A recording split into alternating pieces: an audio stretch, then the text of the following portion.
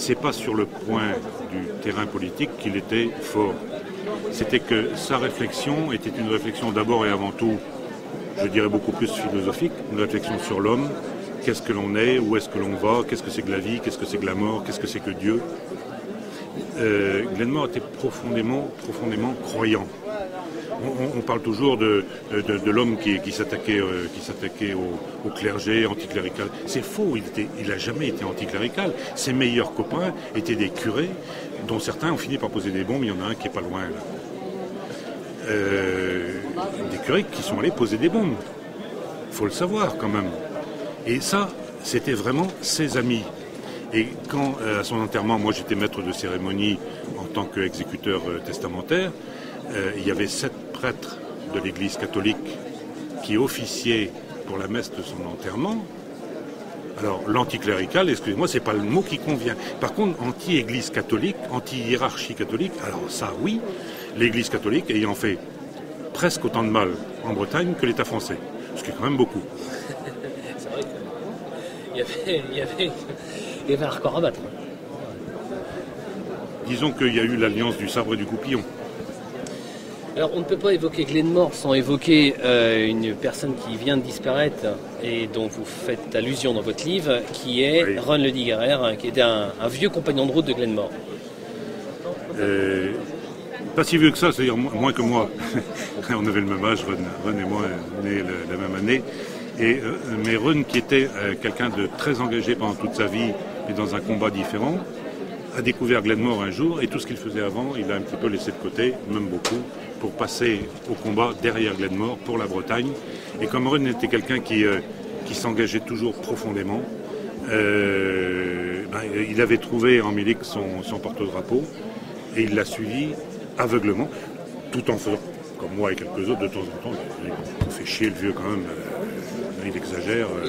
Il m'a fait chier le vieux était effectivement une phrase qu'on a souvent entendue dans ses propos, mais il est voué une admiration sans borne à Glenmore. Moi je crois qu'il y avait de quoi, parce que il faut comprendre le propos de politique. Le propos de Glenmore n'était pas politique au sens le plus bas du terme, et surtout pas électoral, quoi.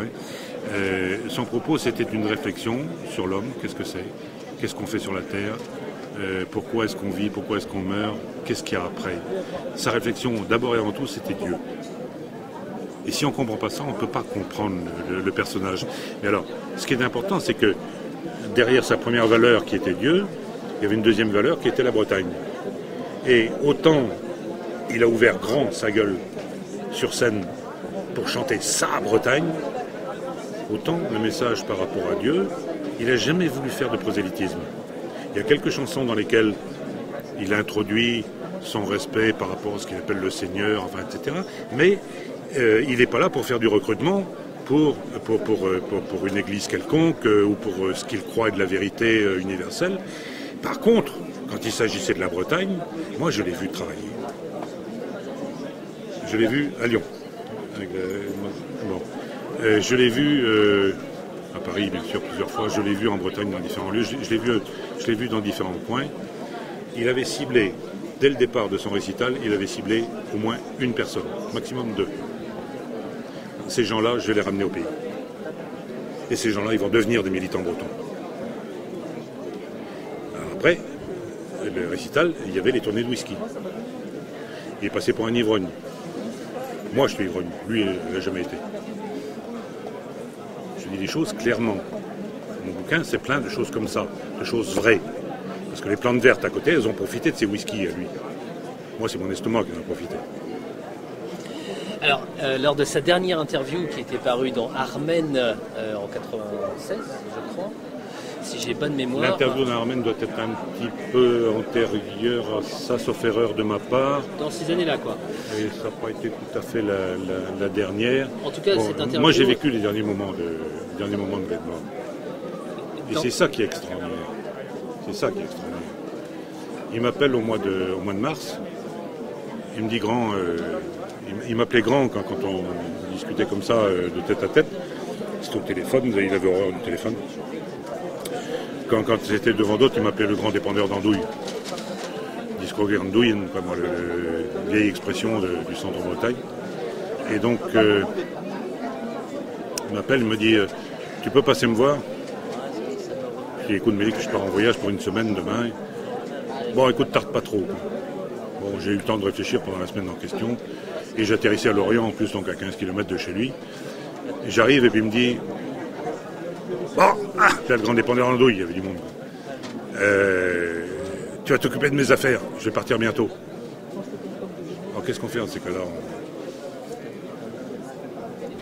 On dit des choses, mais enfin, non, ta gueule, je sais où je vais. Vous connaissez beaucoup de gens qui sont capables de dire, sachant qu'il leur reste quelques semaines à vivre, qui sont capables de dire je sais où je vais. Moi pas. Et il savait où il allait. Bon, quelques semaines après. Il y a sa foi. Ah, il y a sa foi, c'est sûr, c'est sûr. Quelques semaines après, il s'est retrouvé à l'hôpital de Quimperlé. Quand il a compris qu'il allait avoir un petit-fils, ce qu'il attendait depuis quelque temps déjà, il s'est débranché. Donc il a choisi le moment. Il savait que de toute façon, il ne lui restait pas énormément parce qu'il ne pouvait plus respirer depuis des années. Il avait abandonné la chanson depuis 90, donc 6 ans avant. Et 6 ans au bord de l'Élé pour se consacrer à sa deuxième tâche, sa tâche d'écrivain. Jusque-là, il avait été connu comme chanteur. Et il nous a dit, nous, l'association qu'on avait créée 2 ans avant sa mort, à Glenmore en Distro, il nous a dit, vous faites ce que vous voulez, mes chansons, moi je ne veux plus en entendre parler. Il ne touchait plus un centime de droit d'auteur. Coincé par la banque, coincé par... Bon, j'ai dépatouillé tout. Je suis désolé de le dire, j'essaye pas de me vanter, c'est pas vrai, c'est comme ça. J'ai passé 2 ans, presque 2 ans, à dépatouiller ses affaires personnelles, et je crois qu'il en est mort heureux. Parce que comme il disait, il ne voulait pas laisser de la merde derrière lui. Bon, alors j'ai nettoyé la merde avant, mais la merde, elle était due à... En fait, il ne devait pas grand-chose personnellement. Si on estime, nous, militants bretons, qu'on ne doit rien à l'État français, ce serait plutôt le contraire. Mais, donc il devait des impôts, effectivement, mais il y avait surtout une histoire de caution bancaire. Et cette histoire de caution bancaire, c'était sa générosité naturelle qu'il lui avait fait apporter. Et comme il ne savait pas se dépatouiller, et que surtout il était d'une fierté telle qu'il voulait demander d'aide à personne. Il avait pourtant des copains, plusieurs en dehors de moi, qui étaient dans la banque, qui auraient pu le sortir de là depuis des années, mais il ne voulait pas demander. C'est simplement quand il a su que l'échéance était arrivée, qu'à ce moment-là, bon, il a dit, il y a le grand dépendeur d'andouille, peut-être qu'il va pouvoir m'aider. Donc je suis venu. Quoi. Alors donc dans cette interview en 96, ou oui, autour de 96, il dit attention, si les choses n'évoluent pas, je reviendrai avec la mitraillette. Hein, on l'a beaucoup commenté. Est-ce que si Glenmore revenait en 2012, est-ce qu'il aura à dire au monde politique breton et particulièrement au mouvement breton? Il y a toujours eu cette ambiguïté. Moi, je crois qu'il l'avait levé, lui, personnellement, sur l'utilisation de la violence. Et effectivement, il disait, la première violence, c'est celle de l'État qui nous administre, qui nous a assassiné qui a voulu assassiner complètement notre langue, notre culture, etc. Ça, c'est la violence vraie.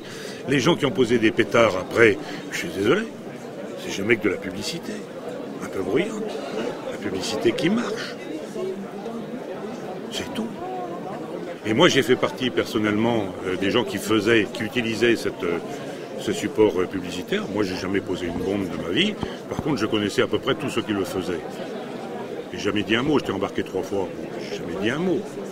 Hein, on faisait partie de ce cercle dont il était, lui.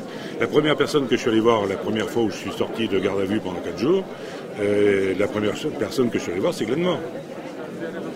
On est arrivé à pied dans la cour parce que ma voiture était tombée en panne d'essence. Et il avait peur. Il avait peur comme tout le monde. Il faut se souvenir du contexte de l'époque. Dans le mouvement breton, on était tous en train de se demander qui trahissait l'autre. C'était devenu une tension absolument insupportable. Moi, j'ai soupçonné mon meilleur copain. Mais bon, le soir où je suis sorti avec Yann Puyandre et puis ma femme, bon, on est allé voir Glenmore, qui était vraiment très, très heureux de nous voir. Et puis comme il avait plus d'essence dans la voiture, il était 3h du matin, il m'a filé la sienne. En me disant, fais gaffe, hein, elle tire à gauche. Ça, elle tire à gauche. C'était pas de la politique, c'est elle tire à gauche parce parce qu'elle n'était pas réglée. Du moment que Fanch n'était plus là, il n'y a plus personne pour s'occuper de la voiture. Donc, c'était ça un peu la vie avec lui. Alors il y a des choses qui sont racontées dans le bouquin, là, parce que j'ai cherché les témoignages d'un petit peu tout le monde, et en particulier des musiciens qui ont travaillé avec lui. Les musiciens qui ont travaillé avec lui, il y en a deux qui ont compté effectivement, c'est Fanch Bernard d'abord, et puis Laurence Meillarec après. Laurence qui vient de sortir un très beau disque d'ailleurs de chansons de Glenmore qu'elle interprète elle-même, et dans lequel il y a 3 chansons inédites, dont une dont j'ai écrit la mélodie, mais enfin bon, ça n'a pas grosse importance. Ce qui est important surtout, c'est ce rôle qu'ils avaient, aussi bien l'un que l'une, après, c'est les musiciens d'abord et avant tout, mais après il faisait la mécanique, il faisait le chauffeur, il faisait pas la lessive, mais enfin presque tout, quoi. Bon, s'il n'avait pas été là, lui il était perdu. C'était une vie extraordinaire. Bon, faut lire le témoignage de Laurence, faut lire le témoignage de Fanch.